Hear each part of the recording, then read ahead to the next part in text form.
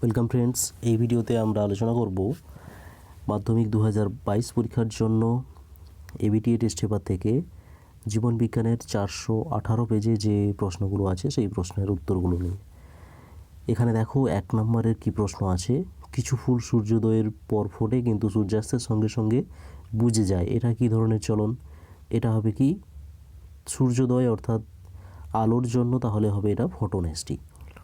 2-এর দাগে আছে নিচের বাক্যগুলো পড়ো এবং যে বাক্যটি সঠিক নয় সেটাকে চিহ্নিতকরণ করো। প্রথম বাক্য আছে এফএসএইচ, এলএইচ ও প্রোল্যাকটিন হলো বিভিন্ন ধরনের জিটিএইচ হরমোন। এটা ঠিকই আছে। অ্যাড্রিনালিন হাড় উৎপাদ কমায়, এইটা ভুল আছে। অ্যাড্রিনালিন হাড় উৎপাদকে বাড়ায়, কমায় না, তাহলে এখানে সঠিক উত্তর হবে এটা। তারপরে 3-এর দাগের আছে মহিলাদের ক্ষেত্রে ফলিকল স্টিমুলেটিং হরমোন ডিম্বাশয়ের গ্রাফিয়ান ফলিকল থেকে যে হরমোন ক্ষরণে উদ্দীপনা যোগায় সেটা হলো কি, সেটা হচ্ছে ইস্ট্রোজেন। ঠিক আছে, ইস্ট্রোজেন হরমোন ক্ষরণের জন্য এফএসএইচ উদ্দীপনা যোগায়। নিউরোসিল থাকে কোথায়? নিউরোসিল কোথায় থাকে? এটা হচ্ছে সুষুম্না কাণ্ডের যে গহ্বর আছে সেই গহ্বরে নিউরোসিল থাকে। ওকে, এছাড়া আর কোথায় থাকে? মস্তিষ্কের মধ্যে কিছু গহ্বর আছে যেগুলোকে ভেন্ট্রিকল বা নিলয় বলা হয়, সেখানেও এই নিউরোসিল না, সেখানে হবে সিএসএফ, সেরিব্রোস্পাইনাল ফ্লুইড থাকে। ঠিক আছে, এছাড়া হচ্ছে 5-এর দাগের প্রশ্ন, কোন দৃষ্টিগত ত্রুটিতে লেন্সের ওপর রঞ্জক জমা হয়? লেন্সের উপর রঞ্জক জমা হয় ক্যাটারাক্ট বা ছানি পড়াতে। ঠিক আছে, তুমি মাইটোসিস কোষ বিভাজনের একটি দশায় সিস্টার ক্রোমাটিড দ্বয়কে আলাদা হতে দেখলে, সেই দশাটা কি হবে? সিস্টার ক্রোমাটিড দ্বয় আলাদা হয় অ্যানাফেজ দশাতে। তারপর আছে 1.7 মিওসিসের তাৎপর্য সংক্রান্ত নিচের কোন বক্তব্যটি সঠিক? অপশান এতে বলেছে দেহের সার্বিক বৃদ্ধি ও পরিস্ফুরণ ঘটায়, এটা তো নয়। এটা মাইটোসিস করে। জীবের জননাঙ্গের বৃদ্ধি, এটাও করে না।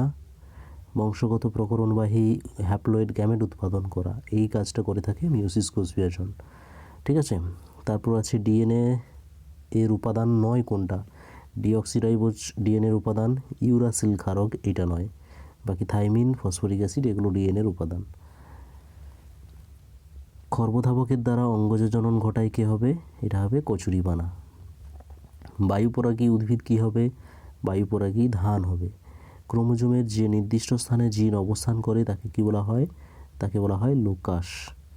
একজন হিমোফিলিক পুরুষ এবং বাহক কিন্তু স্বাভাবিক মহিলার বিয়ে হলে পুত্র ও কন্যা সন্তানের মধ্যে হিমোফিলিয়ার সম্ভাবনা কতখানি? তো এটা আমরা ক্রস করে দেখে নেব। হিমোফিলিক পুরুষ তার মানে কি হবে? X small H Y.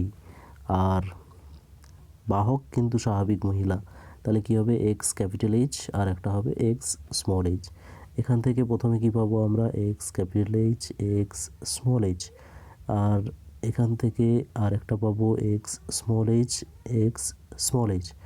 এখান থেকে আমরা এক্স ক্যাপিটাল এইচ ওয়াই আর একটা পাবো এক্স স্মল এইচ ওয়াই। এবার অপশানগুলো দেখো। এখানে বলেছে পুত্র ও কন্যার মধ্যে হিমোফিলিয়া হওয়ার সম্ভাবনা, তাহলে এখান থেকে আক্রান্ত কোনগুলো হচ্ছে সেইগুলো বের করতে হবে। এখানে এটা কন্যা আক্রান্ত আর এখানে এই পুরুষটা আক্রান্ত।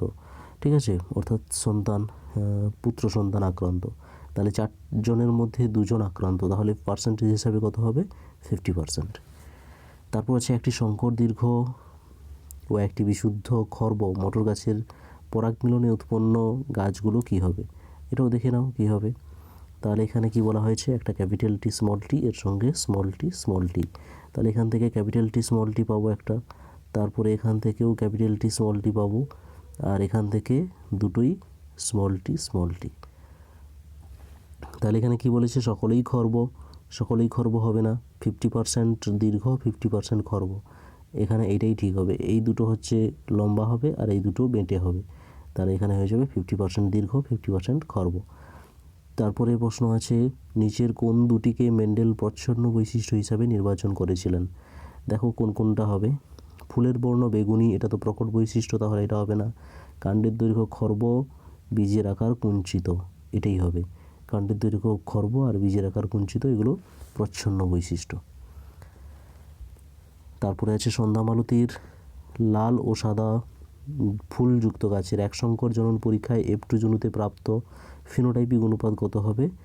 এটা তো দুটো সেম হয়, 1:2:1, অর্থাৎ ফিনোটাইপিক অনুপাত এটা, জিনোটাইপিক অনুপাতও এটাই। তারপরে শূন্যস্থান পূরণ আছে। আচার্য জগদীশচন্দ্র বসু লজ্জাবতী ও বনচাঁড়াল উদ্ভিদে বৈদ্যুতিক উদ্দীপনা পাঠিয়ে উদ্ভিদের ড্যাশ ধর্মটি প্রমাণ করেন। এটা হবে কি? সংবেদনশীলতা। সংবেদনশীলতা ধর্মটি প্রমাণ করেন। পরের প্রশ্ন, পার্থেনোকার্পিতে সাহায্যকারী হরমোনের নাম কি হবে? অক্সিন। অক্সিন হরমোন সাহায্য করে। তারপর আছে জীবনের 2 মাস থেকে 10 বছর অবধি সময়কালকে কি বলা হয়? শৈশব বলা হয়। শৈশব। পরের প্রশ্ন, ড্যাশ প্রকার কোষ বিভাজনে নিউক্লিয় পর্দা অবলুপ্ত হয় না। এটা কি হবে? অ্যামাইটোসিস। অ্যামাইটোসিস কোষ বিভাজন। ঠিক আছে। তারপরে আছে ইউরাসিল একটি ড্যাশ জাতীয় নাইট্রোজেনযুক্ত ক্ষারক। এটা কি হবে? পিরিমিডিন। ইউরাসিল হচ্ছে পিরিমিডিন জাতীয়। নেক্সট প্রশ্ন, মানুষের পপুলেশনে এক্স ক্রোমোজোম বাহিত একটি প্রচ্ছন্ন জিন ঘটিত রোগের নাম কি হবে? এটা হিমোফিলিয়া, বর্ণান্ধতা, যে কোনো একটা লিখো তোমরা। তারপর সত্য মিথ্যা আছে। বহুমূত্র রোগে আক্রান্ত ব্যক্তি অত্যধিক পরিমাণ লঘুমূত্র নির্গত হয়। এটা ঠিক হবে।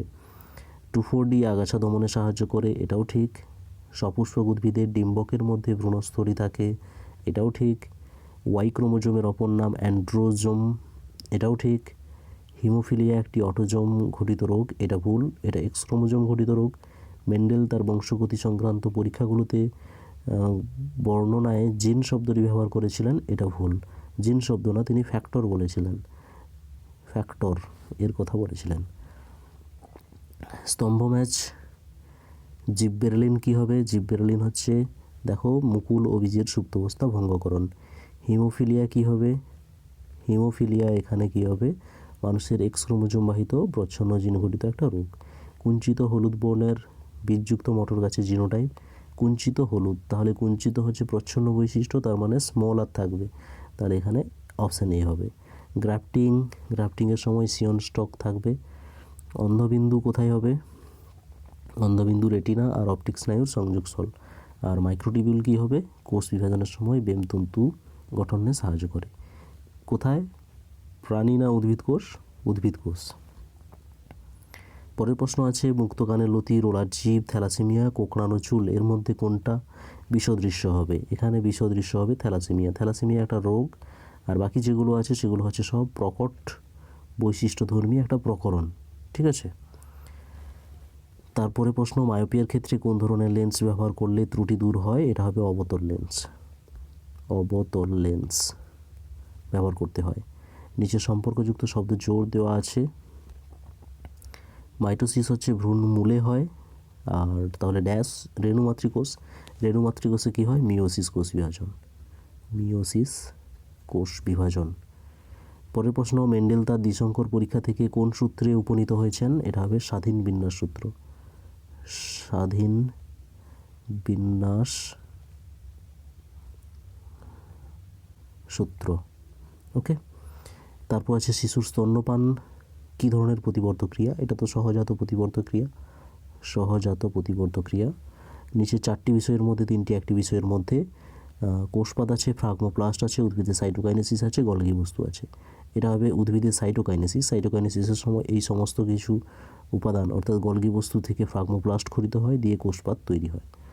তারপরে আছে একটি অ্যাবডাক্টর পেশির উদাহরণ দাও। অ্যাবডাক্টর পেশির উদাহরণ কি হবে? এটা হবে ডেল্টয়েড পেশি।